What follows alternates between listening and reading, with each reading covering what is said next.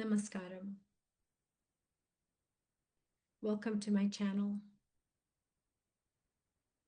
Thank you for taking the time to be here and to contemplate on what I'm about to share.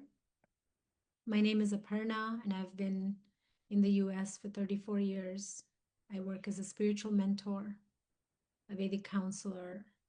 I'm a mother, and I have very deep connection to my roots in India. And today I want to talk about the colonization of yoga in the West. What this means to us as Indian teachers, what it means to us as students in the West, and what it means for the lineage of yoga. So sit back, relax, and would love to hear your constructive feedback in the comment section if you feel inspired to engage. I don't often go to yoga studios in the US, but I have been to yoga studios in many different states that I've lived in. And I usually feel a hollow, empty feeling when I go to yoga studios. It's the same standard look, rows of yoga mats, Lululemon clothing, yoga water bottles with yogic symbols on it, white walls, beautiful spaces scented with Palo Santo. Maybe a teacher with a soothing voice who says, set your intention for every class. I've heard it in every class. Take a deep breath in, namaste or om. And it's the practice of the same sequence day after day. There's a lot missing there. A lot. There's no pranayama. There's no upayoga. There is no mantra. There is no meditation. In my observation, the fire of yoga is really not present in the US.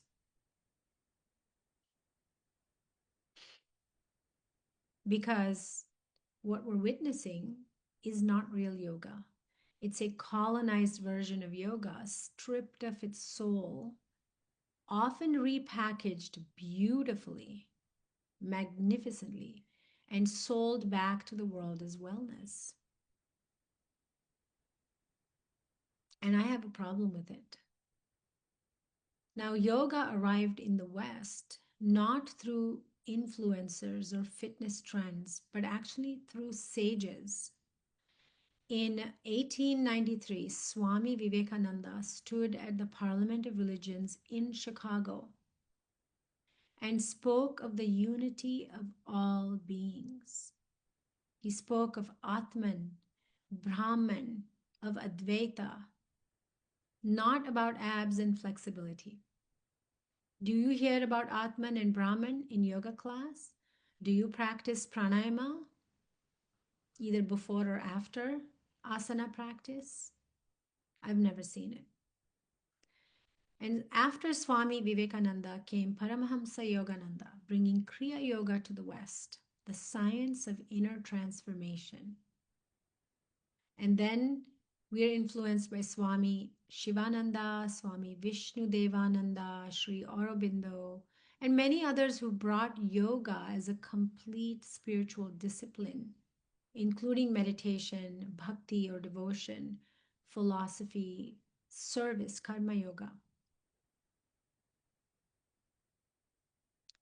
And these sages saw yoga as a bridge between East and West, a really beautiful offering of the light, but never intended for it to be a commodity. But in order to understand what happened next, we want to know that something already had happened even before yoga came to the West. And that is British colonization of India. Profound knowledge systems such as the Vedas, Ayurveda, Tantra, Yoga, Jyotish were systematically devalued And the impact of it is still present in India. In fact, I'm filming this in India and I feel really emotional about this. I feel very grateful that I'm in India as I film this very important topic. And long time ago, during British colonization, missionaries and colonial scholarly types called these practices primitive superstitions. They called them folk medicine, witchcraft, a system that's been alive for anywhere between 5 and 10,000 years old. British administrators closed gurukulas, which is a very beautiful guru and student system of learning, residential learning, and replaced them with Western education, declaring Sanskrit as a dead language. And if you want to understand Indian spirituality, Sanatana Dharma, you really need to know the significance of calling Sanskrit a dead language, because all of our texts are in Sanskrit, and Sanskrit is a profound language, a vibrational language that deeply impacts our mind, our consciousness. But don't worry, Sanatana Dharma can never be destroyed. There is a massive renaissance of yoga and Ayurveda in India, and I see it. I see it everywhere, and it's beautiful, beautiful. But the British Raj didn't only steal India's wealth, which you can see in all the museums in London. Side note, it needs to be returned to India. I feel strongly about that. It also stole India's worldview. And the worldview, the gift of India to the world is we are all one and we are tied together through the ultimate divine consciousness. There is no other. We are all one. And we're here to love and serve and care and live a dharmic life. Yoga did survive like Ayurveda when the British colonialists were here on this land. Yoga and Ayurveda went underground. A lot of spirituality, tantra, temples, household practices, they went underground. They had to be secretly held because your life would be in danger if you practiced it openly. And over the centuries, they've been held by women, renunciates, various other communities, and priests, the Vedic priests, and great teachers. And when India became independent in 1947, India was spiritually alive because you cannot take spirituality out of India. India is the mother of the world in many ways, the mother of spirituality. But it was economically broken. If you explore the history of what happened to India or what was done to India during the British Raj, you will be shocked and devastated. I won't go into it here. But terrible, terrible Holocaust-like situations happened. And India has only been independent since 1947. That's not even 80 years. And India is a vast country with many, many problems, and it has a long way to go before it fixes a lot of its colonial, ghostly traditions and ways of living. So even though India was broken economically, the fire, the Agni of the Vedas and yoga were beginning to recover, and we're still in recovery mode. There are more teachers and gurus owning, supporting, resuscitating our beautiful culture and traditions that are actually universal. It's for everyone, it's not just for Indians. But since then, we have had a second wave of colonization. This time, not through an empire that took this land, but through appropriation. By about the mid 20th century, yoga became rebranded by the West, and it has remained rebranded by the West. Teachers like Indra Devi, even though well meaning, helped to transform yoga from a sacred practice into a form of physical exercise. And this is the biggest problem of yoga in the West. People go to yoga class today to have a hot body, a tight body, and to become skinny, so on and so forth. And American magazines back then began to show women in leotards doing asana with no mention of dharma, tapas, moksha, mukti, nothing. And it's still the same. You don't hear about dharma or tapas or pranayama or any of that. You can say that yoga merged with the gymnastics and fitness culture, almost like a fusion that erased the philosophy of liberation and spirituality, and it was replaced with flexibility and stress reduction. Yoga is not about stress reduction, although a lot of people go to yoga class so they can dump out some personal stress that they've have in their marriage or in their work, but that's not the purpose of asana. So by around 1980, yoga had become a lifestyle, something you can buy, but not something you become. I used to live in North San Diego in Encinitas, and to this day, I've never seen more yoga studios in one small beach town in California.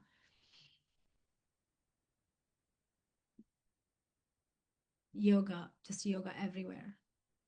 Yoga clothing, all of that, right? Teaching a form of yoga that is sterilized. It's sterilized. There's no spirituality in it. Excuse me. Stripped of Sanskrit, rituals, mantras, bhakti. And this industry began to grow, and now it's probably worth billions of dollars. The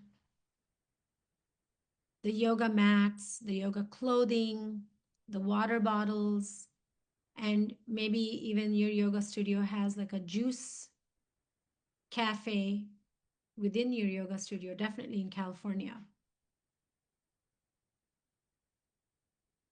And yet, there are very few Indian teachers. There's very little of India in yoga. So it's a different kind of colonizing that even, I have to admit, even I fell for it. I had no idea it was happening while I was going to yoga studios, and I was part of so many yoga studios, particularly in California.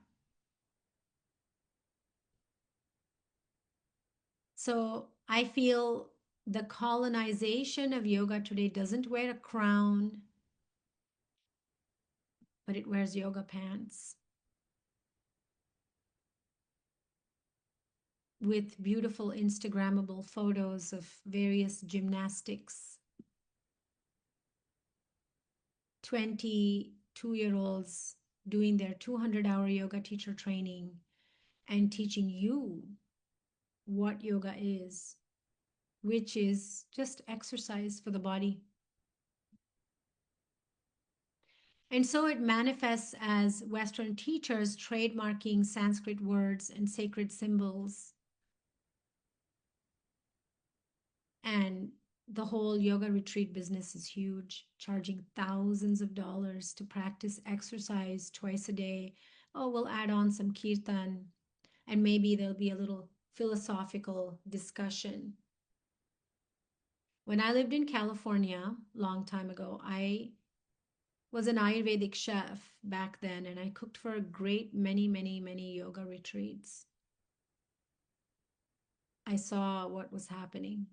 Beautiful property. People come, pay a lot of money.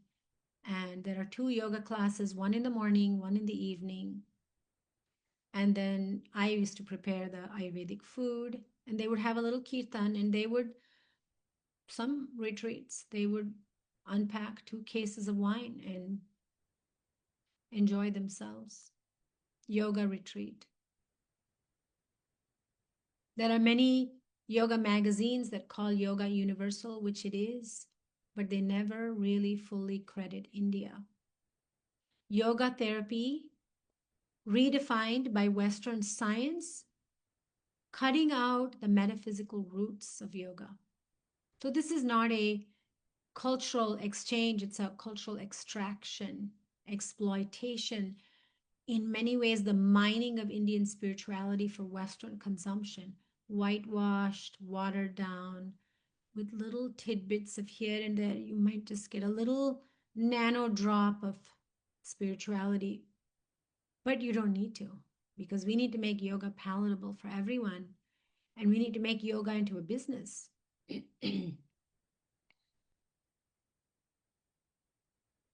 I study with my yoga teacher who lives in India. I see him 3 times a week. And if I were to bring him to the US to teach a yoga class, I think a majority of Westerners would have a hard time. The way class begins, what is done in class, my class is different every single time. I don't know what I'm going to do. There's no sequence. There are various type of practices, various upayogas, various types of different asanas. There's mantra, there's pranayama, there's great, we don't set intentions, we chant a mantra.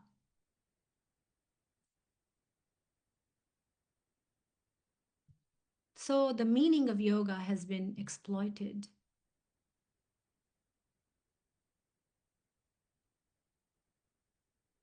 I don't want, it's not real to have choreography of an asana class. You know, we don't want Om is something that we meaninglessly chant. One Om at the end of class. And if you're really lucky, maybe 3, right?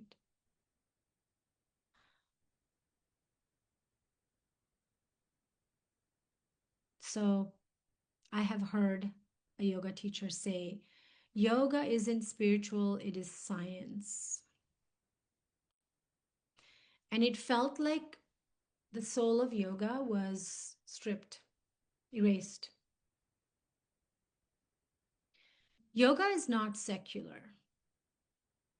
It's a sacred worldview, right? And and yoga, well, people will say yoga is union, but it's actually a relationship, an unchangeable relationship. It's the link between body, breath, mind, cosmos, and divine consciousness. It's intrinsic. We cannot separate it out. If we do, it becomes meaningless. And when we remove Ishvara, bhakti, karma, jnana from yoga, it's like removing the sun and keeping only the shadow.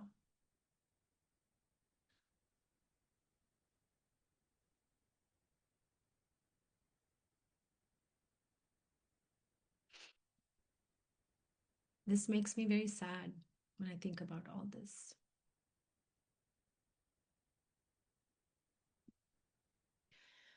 This erasure of the true roots and meaning of yoga has been very quiet, covert, polite, profitable. But in many ways, it's been a violent act against the very substance, the very essence of yoga. Because what it does is it cuts the thread of memory that connects us to the rishis. Have you heard that word, rishi? The yoginis and the siddhas who carried this light for thousands of years. Rishis are these sages who cognized this knowledge that is still alive and accessible to us. And by the way, don't call yourself a yogi or yogini, because you don't become a yogi from going to yoga class for 2 years or 4 years. Yogis and yoginis, they live yoga. They don't just go to class, they live yoga. And that's something that a vast majority of people who take yoga classes don't know about. And I don't even blame you for it, because it's not taught. It's not something that you talk about in class, because the whole purpose is to fill the studio so the income can continue for the studio and people come for. Often we go to yoga class for stress relief. Oh, I just unburdened all this emotional stress. Or I need exercise, and in 1 hour, I'm going to burn so many calories and I'll get a strong body. The time has come for us to reclaim quietly, powerfully, with deep intention that we must remember the roots of yoga, not because we need to be these gatekeepers and only keep yoga for ourselves as Indians, right? But actually to teach the real essence of yoga and to restore the reverence for this ancient practice. So when you go to yoga class and they say, oh, we're going to do fish pose now, I really want you to ask yourself, why is this asana called fish pose? What is it about? What's the real meaning? What is the real meaning of this asana? And there's a lot there. I won't go into it here, but there's a lot of beautiful stories around these asanas. So is it possible that we create places and energies where some history can be learned along with asana? Can we really bring in a mantra or two in yoga and learn to pronounce it correctly? And most importantly, to know that yoga is not a body exercise or a workout. It's a sadhana. It's a practice that prepares you to be still in meditation. That's all asana practice is. You move the prana, you move any tamasic energy in the body. So when you do sit down to meditate, your body will not distract you. The body can become still as you go into pranayama and meditation. And yoga does mean union, but not the shallow union of mind and body. It's actually after finishing asana practice, when you sit in pranayama and then you go into meditation, you're able to experience this cosmic union of Atman and Brahman, of the self with the source. I really hope by now you're feeling very cheated by Western yoga classes. And that's a good thing. When you feel cheated, you're more inclined to research and learn and want more. I want everyone to want more from yoga. And that's how we reignite the fire of yoga, right? It's not a performance, it's not a product for sure, but it's a living sacred act. Even if you do it 2 times a week, and it will bleed into your other parts of your life. So if you practice yoga, I invite you to really pause and reflect. Who is teaching me? Are they real practitioners of yoga? Do they live a yogic life? Do they bring a certain vibrational energy to the class? that rubs off on me. It helps me to initiate, ignite, and activate my own yogic energy. And where do these teachings come from? Who are these ancient sages who continue to bless us today? Learn Sanskrit names, even if it's just a handful. Read the Bhagavad Gita. Pick one or two spiritual aspects from it and bring it into your life. Practice it. And definitely listen to Indian teachers, because in I have a lot of experience with Indian teachers and Western teachers, and there is the essence of yoga and Ayurveda is in Indian teachers. It's something I can't explain, you know. It's in our blood, it's in our veins, it's in our energy field. We can't escape it. It's just here. It's here on a deeper level, because we're born into this lineage of Sanatana Dharma. And I say this to teachers in India: don't shrink your voices. And I love seeing these amazing, beautiful, heartfelt teachers that they're just emerging into the world with beautiful teachings, workshops, content, knowledge, Vedic yogic knowledge that they're sharing for the betterment of the whole world.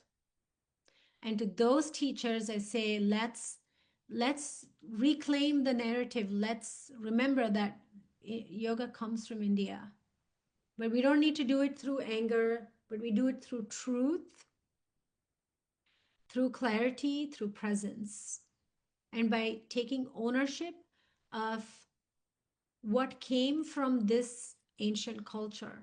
We have a responsibility.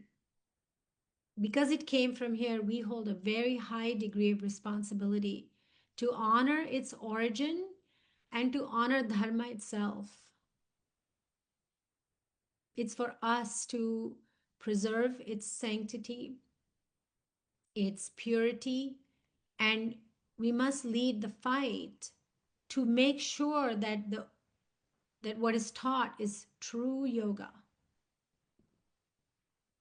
We must see it for what it is. When it's whitewashed, diluted, we must take up this challenge. My very first yoga teacher was my mother. And I was 16 years old when she taught me. She had a teacher and she would teach me what she learned from her teacher. And we didn't have any mirrored yoga studios. We didn't have any playlists. We didn't have any fancy clothes. And I have owned many yoga pants. I no longer use them. I wear loose, pure cotton clothing so my body can breathe. In fact, I've noticed my yoga is way better from not wearing yoga pants. Let us collectively rebuild this fire, the Agni of true yoga. It's the same flame that lights our Vedic altars when we light our lamps. It's the same fire that has burned in the hearts, souls, and minds of rishis and yoginis and yogis from times immemorial. That fire is still alive, even beneath the layers, the thick layers of commodification, confusion, fear, etc.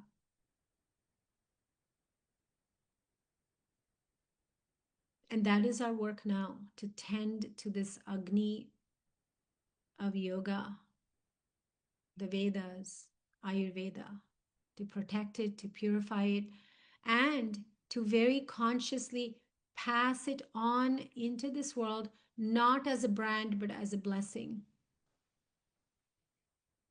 I hope you can feel the power of that.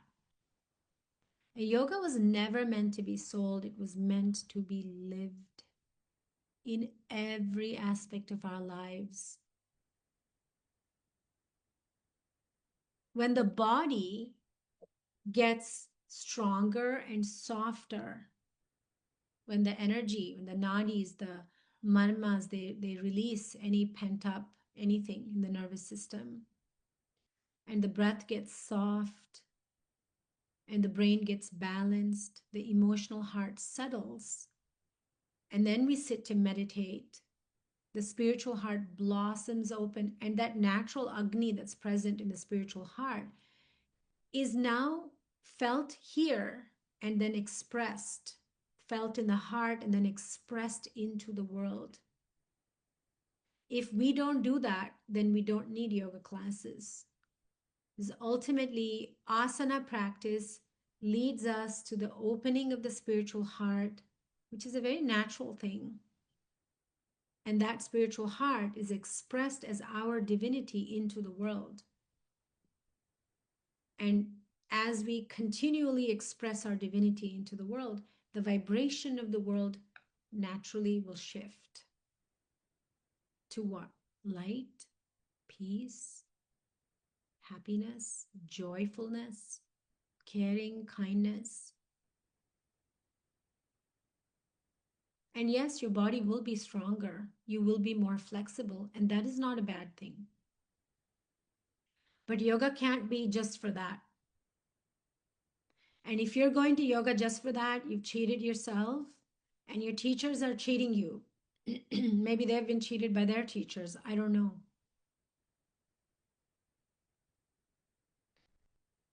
So I invite you to see if you can deepen your commitment to your spiritual evolution. And for you, it might be through a yoga class at a studio, and that is fine because there are many, many portals to spiritual awakening, and going to a yoga studio is one. Having your mother teach you yoga is another, and there are millions of other ways. So I thank you for spending your precious time watching my video. I hope it stimulates you into action in a certain way as an Indian teacher or even a Western teacher and as a student. And I am a humble student of yoga. I will always be. And I send you the brightest blessings on your journey. And let's really transform ourselves in the true meaning of yoga. Namaskaram. Thank you so much for joining me.